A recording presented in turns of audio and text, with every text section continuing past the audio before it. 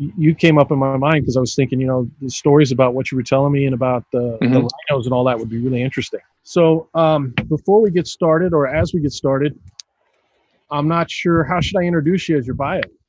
I think what's relevant for this talk is I got involved with a group of other volunteers.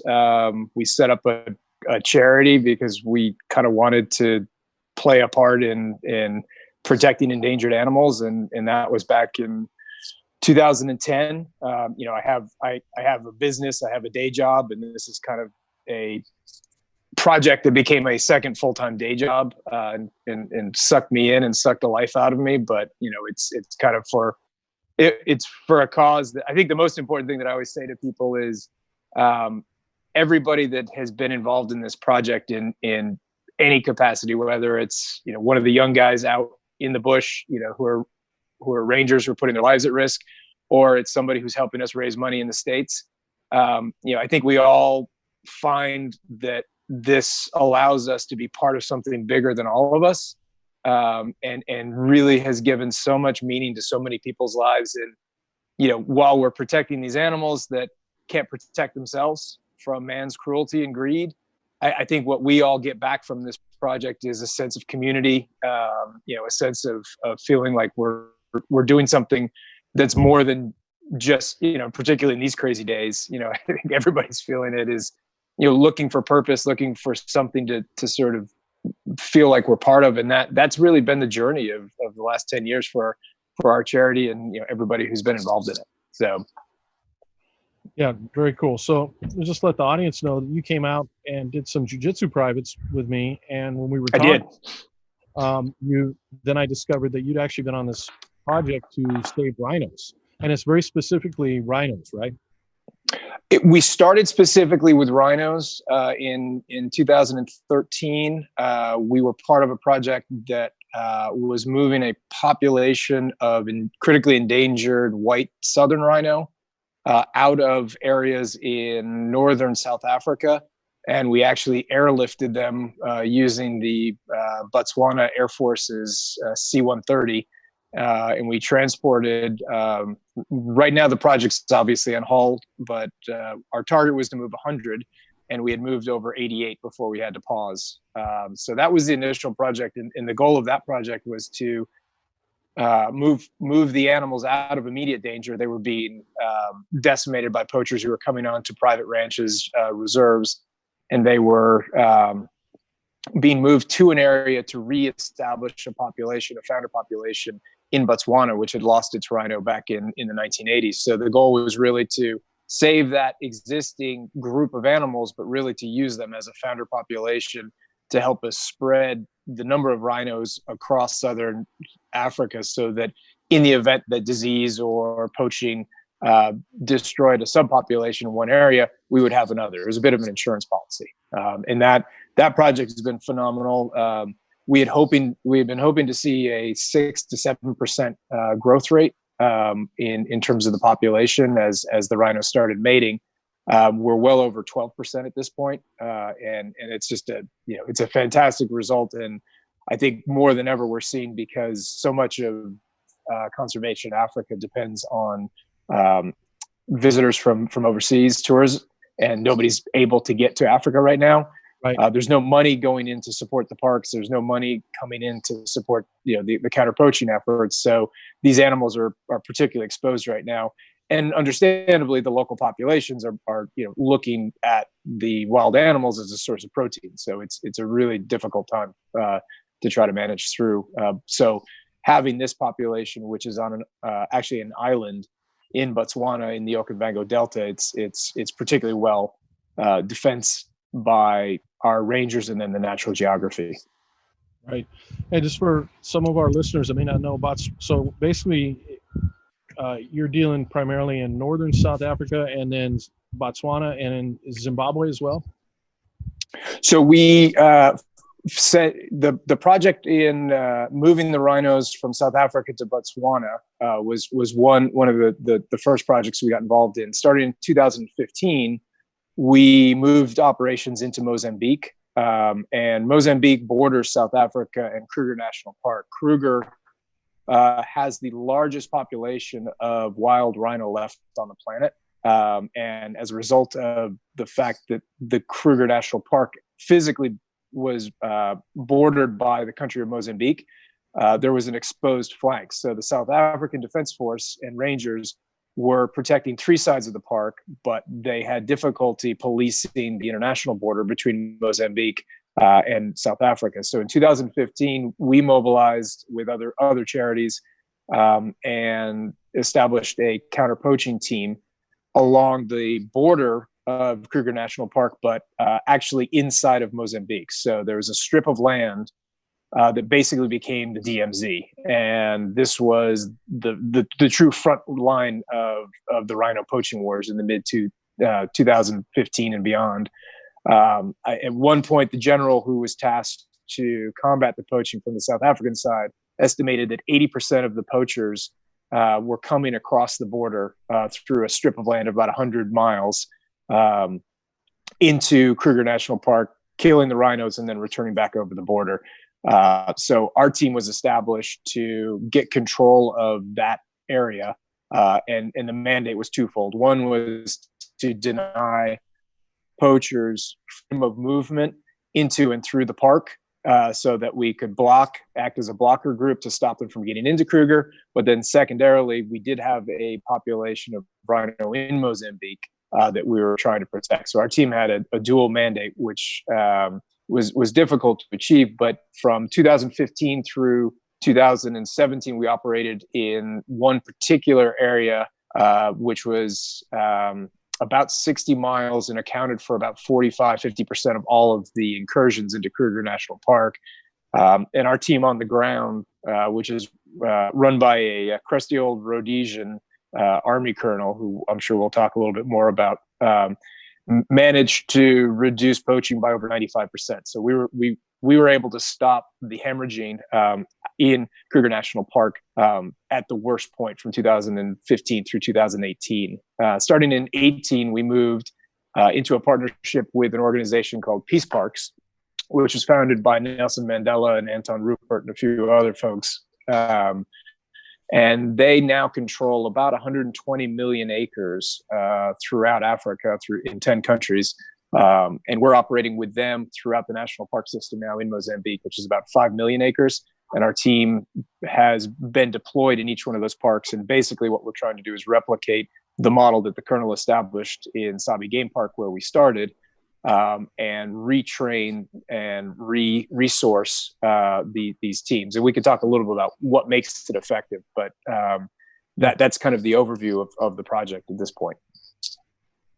Yeah, I remember when you described to me the process that you guys had come up with, you and the colonel, to catch the poachers. That was super interesting.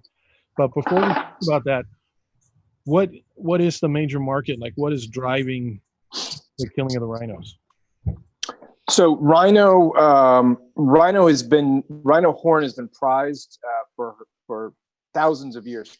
Initially in Yemen, it was used as in the hilt of the dagger, that as you transitioned into manhood, your father would give you a Yemenese dagger, and typically the rhino horn would form the sheath. Starting in the late 1980s, 1990s, the market for rhino horn out of China and Vietnam exploded. And it's one of those interesting cultural phenomenons of, why did people want to possess rhino horn? Initially, there was some belief that it had value for traditional Chinese medicine, that it could reduce fever. That then became amplified into, it was a cure for cancer, it was an aphrodisiac. And then I think the bubble phase of demand for rhino horn occurred when people wanted to possess it simply because it was a means to display your wealth and status in your society. So, instead of a great whiskey or, an expensive painting on your wall, if you wanted to impress somebody, you would bring out rhino horn and you would literally grind the rhino horn on a plate. And then you would put it into your whiskey or your expensive French wine. And it was a very symbolic act. But at the end, it became almost a commodity that people started to speculate and just expected the price to continue to rise as more people demanded the product, and the supply continued to decrease. I mean, when we started, there were less than 25,000 rhinos left in the wild, and we were losing 1,500 of them just in South Africa a year.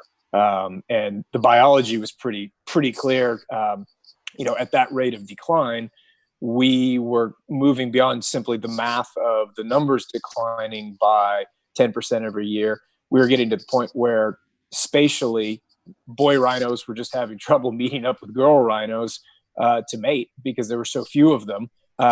And we were heading very quickly into what's called a population crash, which was beyond just the number being lost by natural deaths and by poaching.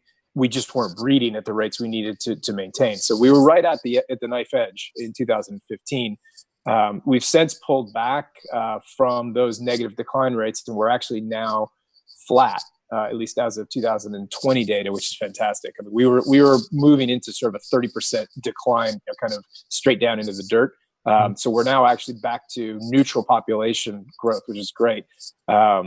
Likewise, and this is hard to imagine, but the reason why this was such a problem to get our arms around, the street value for one rhino horn in Vietnam or China reached the point where it was almost $1 million US by weight per horn for the larger male horns.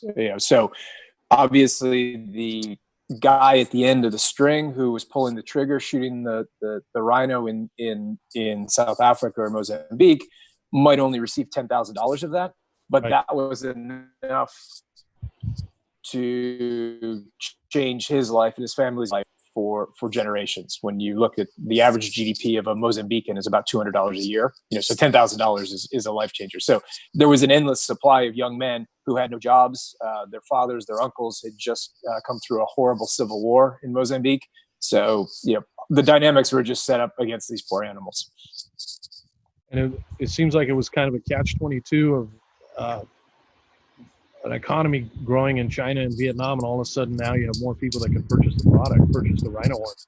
Absolutely. They talk about making artificial rhino horns. Is there a reason why they can't do that? So there's a number of different approaches. One is cutting off the rhino horn to try to just make it less interesting for people to hunt them. People tried to drill cameras, tried to drill into the horn, sedating the animal by helicopter, by a dart gun, and then a vet would drill a hole into the horn. They tried to inject dye, so it would be less marketable. There's a group that tried to fabricate a horn using a 3D printer, and each one of those, there's pluses and minuses to it. The problem with any sort of invasive activity where you need a helicopter and a vet and you have to dart the animal, it's incredibly expensive. The horn grows back. But what we found was probably the most frustrating of all is the number of times we would come across a rhino carcass where someone had removed the horn to try to protect the animal. What most people didn't understand was these poachers were coming in under cover of night. They were moving through bush where the big five, so they were exposed to Cape buffalo, lions.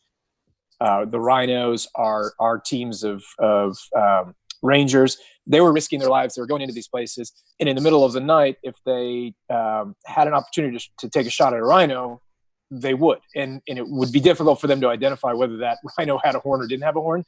And one of the most frustrating experiences, we were interrogating a poacher once, and we said, "Why did you shoot this rhino?" And he said, "So we don't have to hunt it again."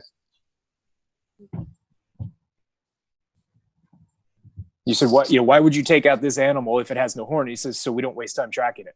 So all of the effort, all of the costs that went into sedating that animal, removing the horn, was for naught, because they simply said it was, it was a waste of our time to have to track an animal that had no horn, so we took it out. Right. So and the other question we would normally get is, what about drone technology? Aren't there ways to use technology? And there are, and there's a place for drones. The problem is the most difficult aspect of operating in the bush is with technology is things break. It's a very harsh environment, and almost always what would happen is a team of scientists would come out with a drone. It would fly for a few days, it would break, and that'd be the end of it. So what we found, and now I'd like to kind of talk about what is the secret sauce a little bit, which is the guy who runs our operation on the ground is an old Rhodesian colonel. He was the head of the Rhodesian SAS during the Zimbabwe War of Independence, which he was involved in actively as a military soldier from 1967 until what he likes to say peace broke out in 1980. And he was involved in daily contacts with the forces that were invading his country of Rhodesia at the time, from three different sides, from Zambia, from Mozambique, and from South Africa. So what the Rhodesian army did, and he was in charge of the paratrooper division, they recognized that for the size of their country, they only had 12,000 troops. 95% of them were indigenous Black African, loyal to the country of Rhodesia. They had 7 Alouette French helicopters. They had 11 DC-10s, and that was the extent of the Rhodesian army. And what they recognized very quickly was there was no way they could patrol the entire country of Rhodesia with the resources that they had. So what they eventually evolved into was centralizing their assets and then deploying along the border a series of pickets or patrols. And on a daily basis, they would radio back if there were terrorists or freedom fighters, which side you were on, crossing the border. And they would then deploy the resources by parachute or by helicopter, and they would parachute into firefights. And one of the most amazing things for me, coming from the States, and sort of my brother deployed to Iraq in Gulf War I and II, and sort of the my respect for the military is immense. But I've yet to find a U.S. military officer that isn't overwhelmed when he hears the reality of what the Rhodesian forces had to deal with during that 13-year period. These guys were parachuting into battle sometimes 2 to 3 times a day. So in the morning they would deploy, they'd parachute into a firefight, they'd clean up that firefight, they would be trucked back to base, they get sent out on another parachute mission, they'd go back, have lunch with the colonel would have lunch with his wife and his kid on base, and then they might go back out. And they did that for 13 straight years. So what I found so interesting was the solutions that they came up with to meet this challenge resulted in the colonel having an understanding of the actual physical geography that we were now trying to operate in. He was deploying troops in those very areas in the 1970s and 1980s. So he knew the terrain, he knew the enemy, and he understood the tactics and strategies that worked. And what he developed was what he calls early detection, rapid reaction. And what that means is, at first light, our counter-poaching rangers deploy along the border of the park or the area that we're trying to protect. And as soon as the patrols radio back, if there is someone who's come across, and typically have is 6-foot wire fencing and then a 20-foot drag strip that's dragged every day. So the trucks will go by once or twice a day with dragging tires, so that we keep a strip of land clear. So if somebody crosses it, we'll see it. Is it sand? Yeah. Sand, exactly. And the poachers are incredibly innovative, and we have a great deal of respect for them because they very quickly developed counter-tracking techniques. So one of the things that they would do is, as they cross, they would take branches and they would cover their tracks. So there's this cat and mouse game that constantly goes on. But once we saw tracks or a disturbance, and remember, these guys are jumping the fence at night, and making the run at night. So at first light, we're deploying. If our patrols pick something up, we would send a helicopter with a tracker dog to that spot, and the tracker dog would have a GPS on it. The dog would be released, and the dog would pick up the scent of the poachers. So typically, what would happen is you can move about 3 kilometers an hour at night through dense bush. A tracker dog can move well over 20 kilometers an hour. So basically, it was a race from, it took us 10 to 15 minutes to get the helicopter to deploy the dog. The dog can then track it 4 to 5 times the rate that the poachers are moving. And we basically would vector back at base, we would vector on the direction of the dog. And then we would deploy a second team of armed rangers in front of where that dog was vectoring towards to create a stopper group, an ambush. So literally, the dog, once it caught the scent of the poachers, we would be able to drive those poachers into basically an ambush where our team was based. So over the course of about 12 months in any of the areas that we operate, typically we have a 85 to 90% success rate of actually capturing guys using the. After a while, the poachers start to realize that the risk of entering the park has become, unacceptably high.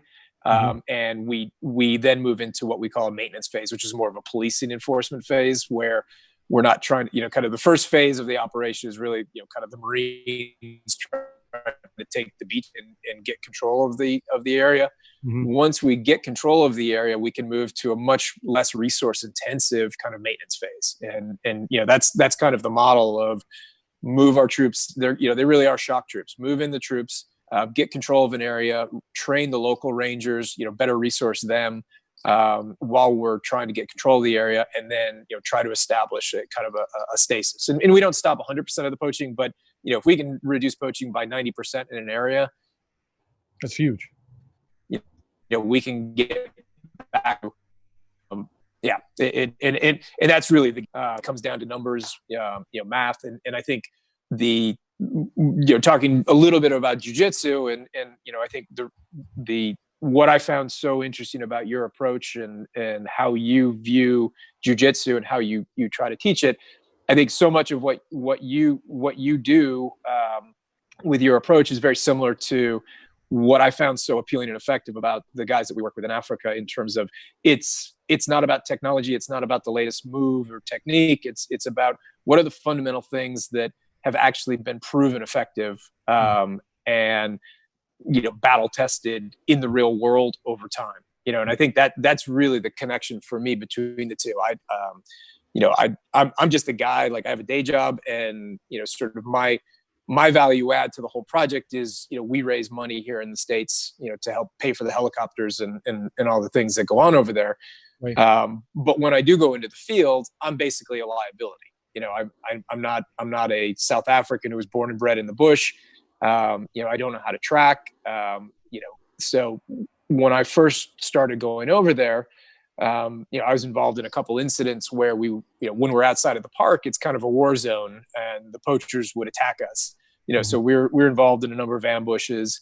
A number of our guys, have been brutally beaten by angry mobs in trying to transit in and out of the parks through the community villages. So when I first started going over there, I said, hey, for my own safety, but also for to try to not be a liability for the guys who are there trying to do the job of protecting. I said, I better try to learn some self-defense training. And I started Krav Maga because I figured, the poachers primarily would use broken bottles and sticks and bats and things like that.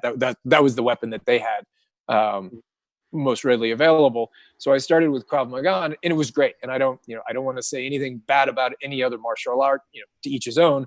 But what I found very quickly was the practice of Krav Maga didn't translate well into what I expected to have to actually apply in situations where if somebody was attacking me. And what I found was the techniques that did innately appeal to me and just seemed obviously applicable to a real life situation. I would ask my Krav Maga instructor, what's the genesis of this? Where does this come from? And the answer was always, oh, this comes from jiu-jitsu. Right. So I at a point I basically said, well, why am I drinking the dirty water? I better go upstream and go to the source. And that's what got me into jiu-jitsu initially. But then Probably like everybody else who finds you that doesn't have access to an SBG gym in their location, over the internet and the amazing content you provide, I really found in your approach to problem solving, that connection for me, and that's why I came out to spend some time and train with you. Well, I appreciate that. Yeah, thank you. I think there's a connection to when you first started telling me about how they were connecting the poachers, how you guys were doing this successfully. It also, the concept of efficiency also came to mind.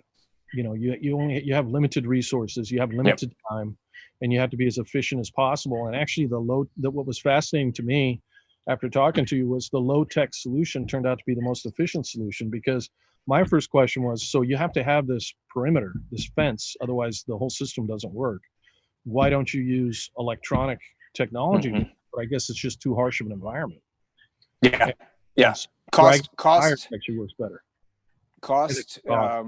It's incredibly expensive, and if it breaks down, it's very difficult, to get a tech in to fix it. The highest tech piece of equipment we have, which is the most valuable, is a helicopter. We use a Robinson 44. Is the one we use. So Jet Rangers, faster, have a higher load capacity, but the R44 is without doubt one of the most robust, relatively easy to maintain in the field, and mission capable across different mission sets. So we can put 3 Rangers plus a pilot in, a tracker dog. We can move resources around. So it's kind of a great compromise. But having said that, we've had multiple helicopters go down. We use a fixed wing. It's almost like a lawnmower with a fabric wing that we send up every morning to patrol. So it has a very low stall speed, and it can basically loiter. One man can operate it, and you can basically get a view of miles and miles of area. So if we're tracking something, whether it's an animal or a poacher, that has can stay up for 2-3 hours and just basically hover. So those 2 resources they're really low tech, but they're game changers for us out in the field. Yeah, and for people who don't know the history, Rhodesia was being attacked at the time by communists, right? The ZANU and ZAPU were all different communist factions, and those guys were actually lost. They just made an agreement and pulled out, I think, primarily because of the British government at the time, which I'm sure they weren't happy with. But that was 1980. Yeah, and as Colonel says, he never lost a battle, but they lost the war to the politicians. Right. And there's great animosity over if you ever meet an old Rhodesian, there's no love lost for Britain over what happened there. And ironically, it was Thatcher too, wasn't it? Yeah.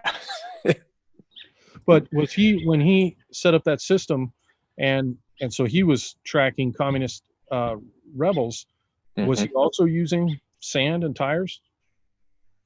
I don't know I think primarily the network that they used back then was in local communities, would contact, and say, hey, there's a group of guys, coming through, we don't know who they are.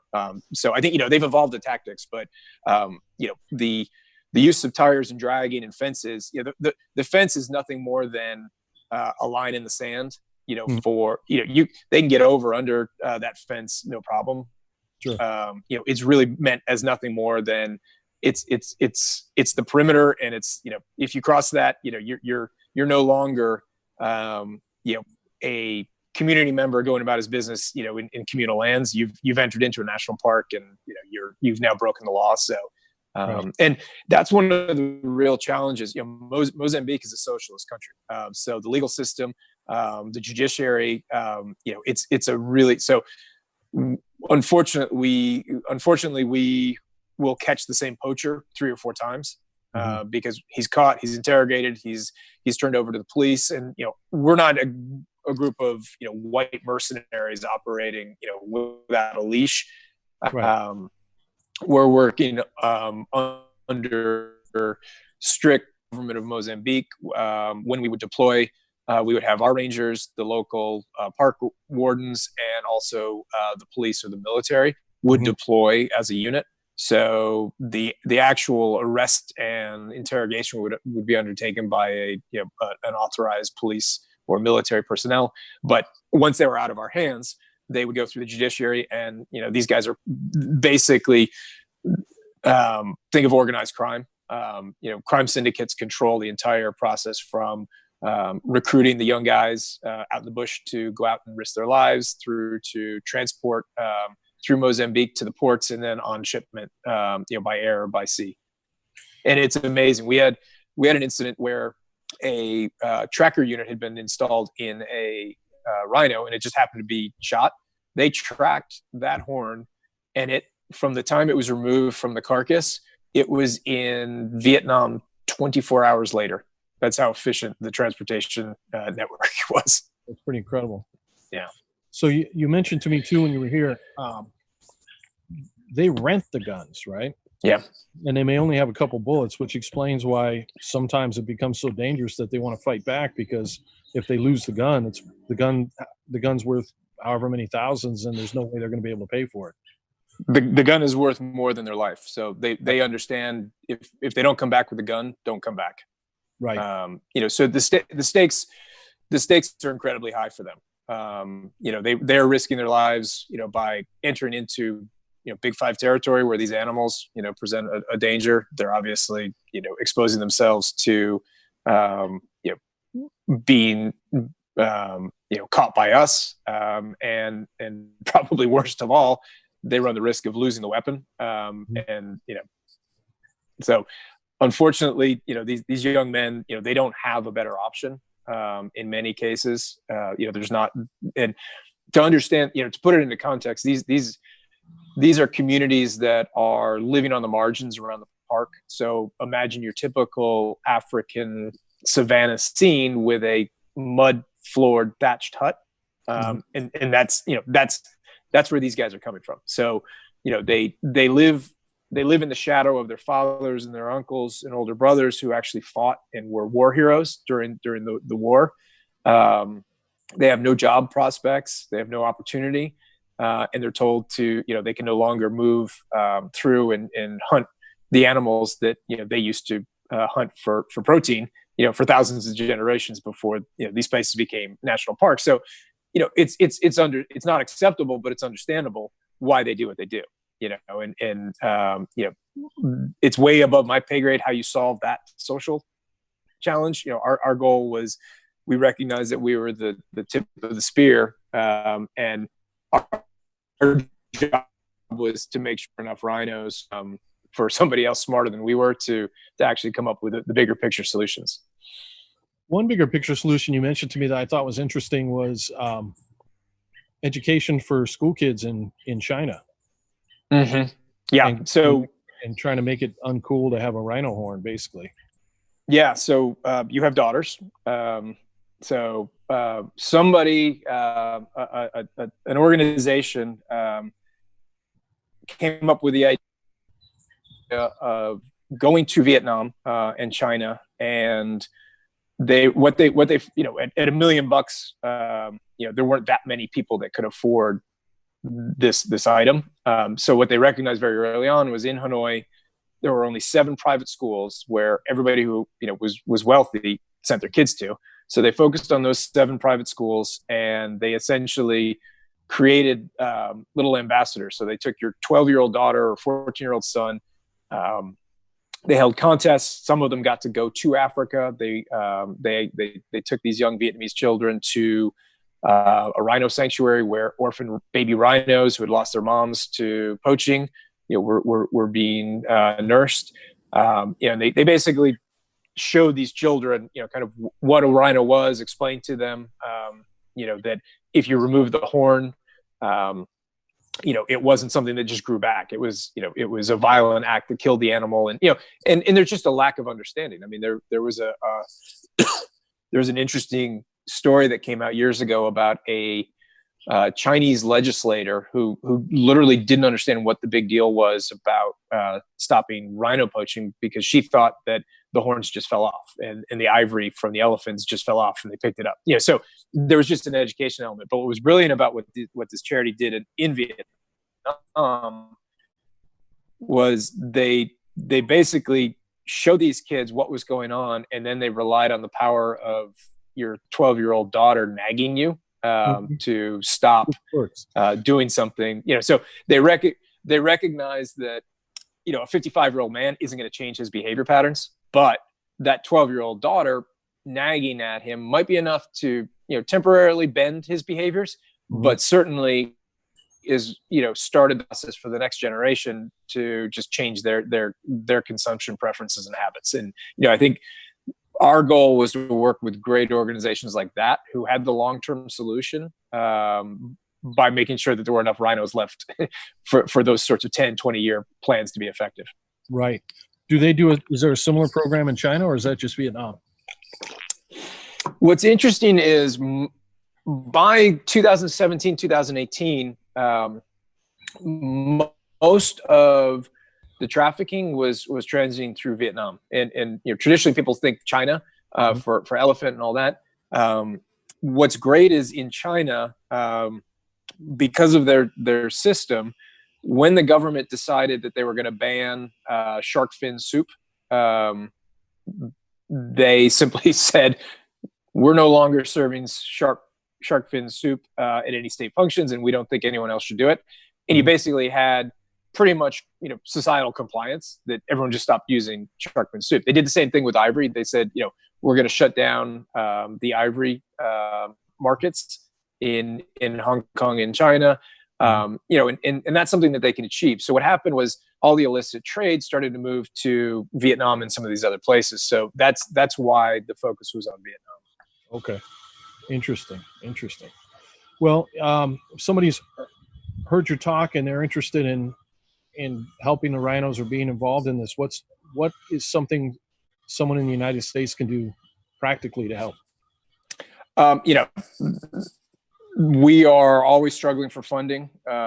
So if you don't have the ability to give money yourself, if you could help raise awareness, and help us raise money or spread word, that's always greatly appreciated.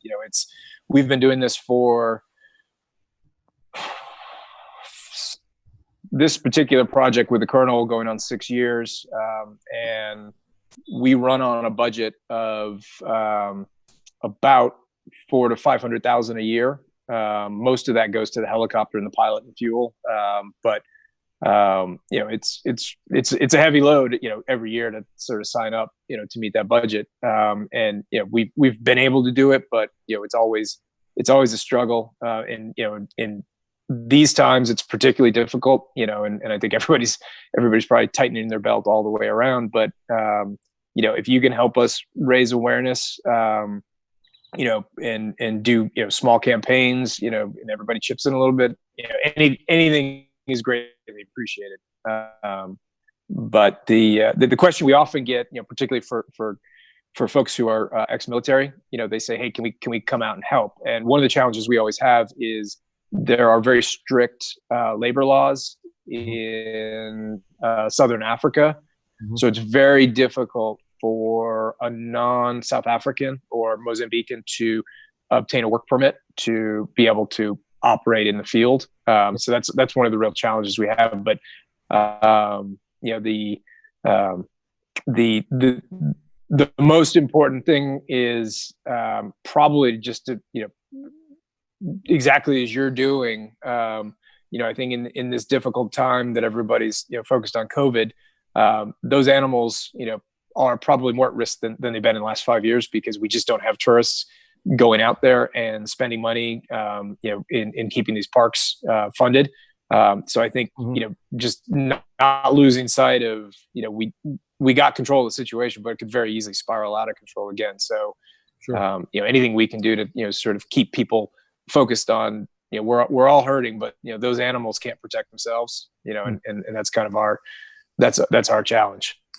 Yeah. Well, we'll make sure. I'll make sure I put whatever links. We'll have the links below in the video so people can contribute and check out your organization. Yeah. That reminded me of another question I wanted to ask you, because there's a controversy, and I've heard both sides talk about hunting. Yeah. Whereas some people talk about it's just absolutely necessary for conservation because the money it brings in, of course. And although people would like to switch it over to, photography instead, the market's not there for that. What is your opinion on that? So as an organization, we don't take a position on hunting, but my personal perspective, I've hunted in the past. What I would say is it would be great if nobody had to shoot an animal and we could protect all these areas, but it's not the economic reality. Mm-hmm. What I focus people on when they ask this question is, if you look at the next best economic alternative to that area where wildlife exists, if you don't have photographic safaris or hunting, almost certainly, best case scenario, that land will be converted to monoculture. More likely, it will be used by the local community. And the local community, I'm sure you're familiar with the economic concept of the tragedy of the commons, that if nobody owns a plot of land, but everybody gets to use the resources, nobody protects the resources. And that's exactly what you see. The community goes in, they chop down every tree for charcoal, they snare every animal, for bush meat, or if, there's charismatic creatures like rhinos and elephants and lions, they'll hunt them commercially. So the simple reality is, unless that land and those animals can pay for themselves, that land will be converted to another use. And that other use, whether it's monoculture or the local communities take it over, results in zero wildlife. So it's not a great sort of, the answer is suboptimal if you don't think, you should hunt. Right. But the simple reality is, the only way that those areas are going to remain in open space is if there's some way to monetize recreationally. And my personal perspective, I'm not a big fan of trophy hunting, but I am a desperate supporter of sustainable hunting. Where I live in Virginia, we have deer populations that destroy crop, are constantly being hit by cars. And the reason for that is they have no predators. The coyotes and the other animals, are, for the most part, have been removed. So when man removes the predators, he takes on an obligation to control the population that's left behind. And I think there are organizations in the States. The best one, in my opinion, is probably Ducks Unlimited. And I think they've got an amazing model where they make land available to hunters. The land, that's conserved, most of it remains in open space, and populations are maintained scientifically. The challenge that we have in Africa is corruption. In the States, you can have tagging, you can have bag limits, and you probably have 99.9% compliance. The odd poacher here and there, of a deer, off season, but in Africa, it's a whole different story. And that's our real challenge in Africa. What we tried to do, and I think still has the potential for success, is to marry the two. And by that I mean sustainable hunting. If you look at the biology of what does nature do, it removes the weakest and the oldest from the species, and the strongest are used to perpetuate the overall health of the species. So the act of trophy hunting removes the best, the strongest of the species. So by definition, every time you remove the largest bull elephant, you're making the population weaker. So that's what I have against trophy hunting. Right. But if you were to get hunters to help sustainably manage populations, and if they were able to enjoy going out, when you talk to a hunter, particularly, I've spent too many hours around campfires, which is a wonderful problem to have with our rangers, who almost all of them are former PHs, professional hunters. Not a single one of those PHs has a trophy in their den. It's just not part of their culture. And I'm not judging or criticizing anyone who does. It's interesting that the guys who live full time in the bush have no interest whatsoever to trophy hunt. Their interests have evolved into other places.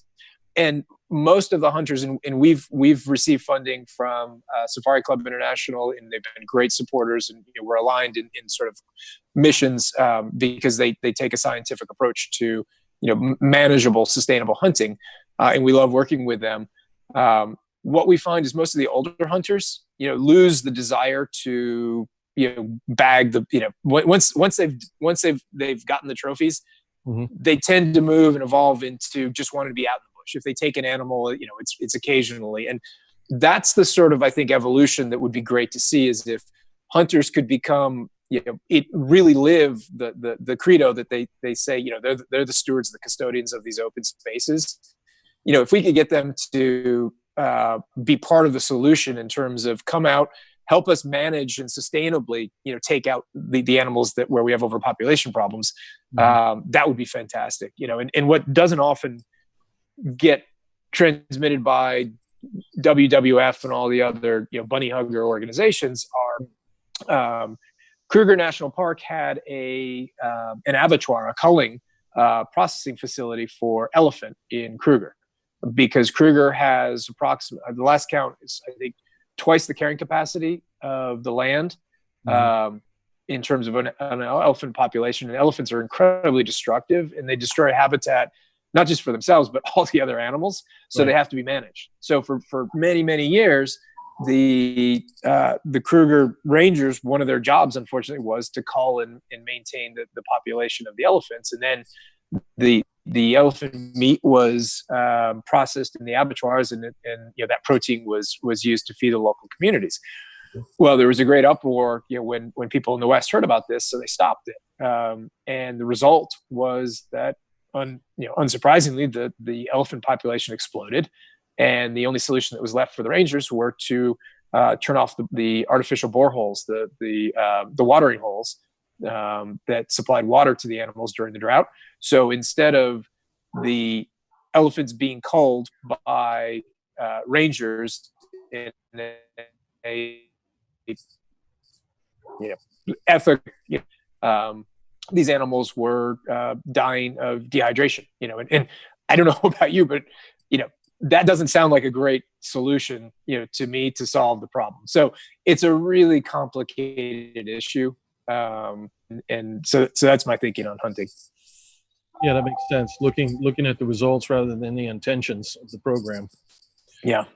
Well, awesome. We're going to make sure we put all those links down there, Jason, and I really appreciate you taking the time to talk to me.